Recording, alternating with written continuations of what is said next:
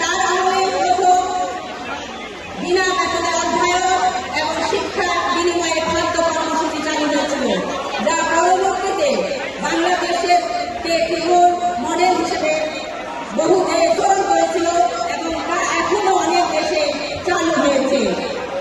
তারেক রহমান সাহেব যে কটি পরিকল্পনা হাতে নিয়েছেন তার মধ্যে বাংলাদেশে নারীদের নামে, মহিলা প্রধানের নামে একটি করে কার্ড প্রথা চালু হবে এবং বিশেষ বিশেষ সংস্থাকে নারীদেরকে অগ্রাধিকার দেওয়া হবে পদায়নে।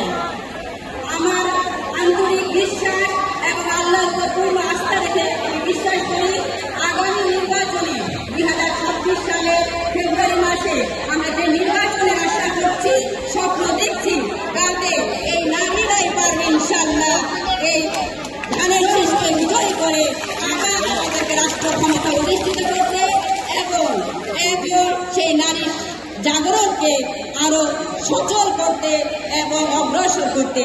আমি আপনাদেরকে আবারও ধন্যবাদ জানাই এবং স্বাগত জানাই এবং আমাদের অক্ষমতাকে আপনারা ভুল হিসেবে দেখবেন না যে এত নারী হয়েছেন আপনারা, আমরা আসলে বুঝতে পারি নাই। যার তালিকাপত্র সভাপতি সাহেব জনাব আবুল হাসান মোহাম্মদ রহমতুল্লাহ, আপনারা জানেন উনি বরিশাল পাড়ার সদরের জন্য বিএনপির প্রত্যাশা করছেন, মনোনয়ন প্রত্যাশিত একজন প্রার্থী। আমার আশা মা বোনরা দোয়া করবেন যার মাধ্যমে দেশে অঞ্চলে এবং জনগণের কল্যাণ হবে। আমাদের শেষ আমি আবারও আপনাদের কাছে ধন্যবাদ জানাচ্ছি। আমার বক্তব্য ভুল হলে ক্ষমা মার্জনা করবে, আর অনেকদিন মাইকের সামনে আসি নাই। আল্লাহ আমাদের সবার সময় হোক। আল্লাহ আমাদের আসসালামু আলাইকুম। বাংলাদেশ জিন্দাবাদ।